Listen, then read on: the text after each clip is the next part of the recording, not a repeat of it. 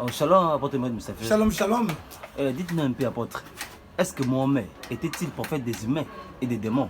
Oui, journaliste. C'est avec joie que je réponds. Mohamed, c'est étonnant, était prophète des djinns et des humains. Ça, c'est le Coran. C'est le Coran. Et lisons le Coran et Saurat djinn, Saurat 72 ou djinn. Et nous lisons. Nous avons certes entendu une lecture coranique merveilleuse qui guide vers la droiture. Nous y avons cru et nous n'associerons jamais personne à notre Seigneur. Oh, qui les avait prêchés? Ça maintenant c'est le prophète Mohammed qui a prêché les djinns, un groupe de démons, les anges déchus, qu'on appelle les djinns, les Rouhania, les Mizuka.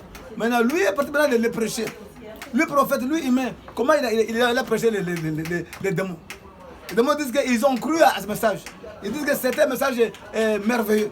Alors, quand nous lisons encore Saurat djinn, toujours 72, versets 13 à 15, et lorsque nous avons entendu les guides coraniques, nous y avons cru. Et quiconque croit en son Seigneur ne craint alors ni diminution de récompenses ni oppression. Donc ils ont cru. Quand ils ont entendu Mohammed en train de prêcher, ils ont cru. Maintenant ils disent qu'il y a parmi nous, les musulmans, et il y en a les injustes qui ont dévié. Ceux qui se sont convertis à l'islam sont ceux qui ont cherché la droiture. Et quand aux injustes formeront le combustible de l'enfer. Il dit qu'il y a parmi nous les humains, les musulmans, qui cherchent une protection auprès des démons appelés djinns.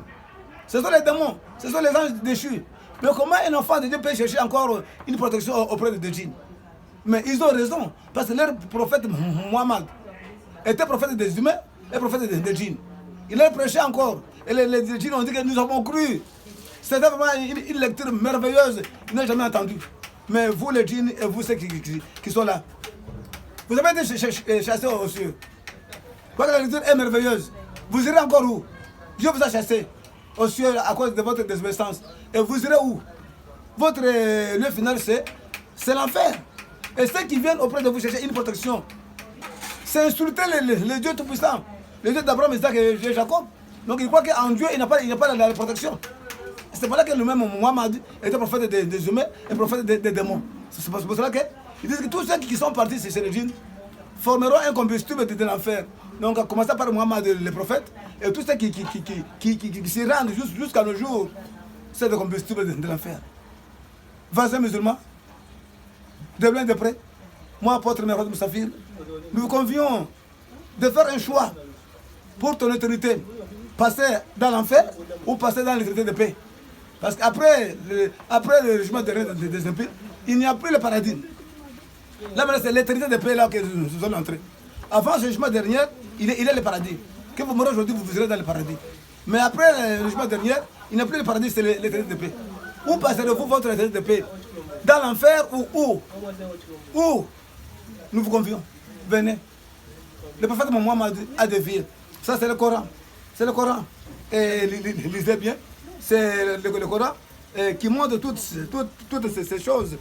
C'est le Coran. Disait c'est El Djinn. Le djinn.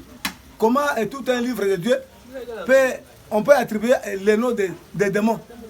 On attribue tout un chapitre. Comme chez nous, chez les croyants en Dieu, il y a les livres d'Ésaïe, les prophètes, les livres de Jérémie, les prophètes. Maintenant, on met les livres des démons. Vous voyez que c'est une église démoniaque vraiment. Alors nous vous convions, il est encore grand temps, quitter dans cet aquarium satanique, islamique, qui vous amènera à l'enfer. Nous vous convions, frères et sœurs, de loin et de près. L'apôtre Merod n'est que messager, n'est qu'un associateur. Je suis qu'un annonciateur, j'annonce pour vous que vous puissiez quitter là-bas et retourner auprès du guide qui est Jésus-Christ. Donc recevez Jésus-Christ comme Seigneur Sauveur et vos vies seront sauvées. Sans Jésus, il n'y a pas la vie. Sans lui, tu ne peux rien faire. C'est Jésus qui est le chemin. Vous voyez même le Coran. Le Coran affirme que c'est bien lui le chemin le plus étroit. Donc c'est Jésus-Christ qui est le chemin. Donc nous vous convions à ce chemin-là. Et 34, il dit que tel Issa, Jésus, fils de Marie, parole de vérité, dont il doutait. Il sait, c'est la parole de vérité. Il vous appelle, de loin de près, venez. Si Mohamed prêchait, si Mohamed était annonciateur, il annonçait la parole qui est Jésus-Christ, qui est la parole de vérité. Mohamed n'annonçait autre chose que Isa bin Mariam, qui est la parole de vérité. Ça, c'est le Coran qui montre. En tout cas, que Dieu bénisse son nom de Jésus-Christ. Amen.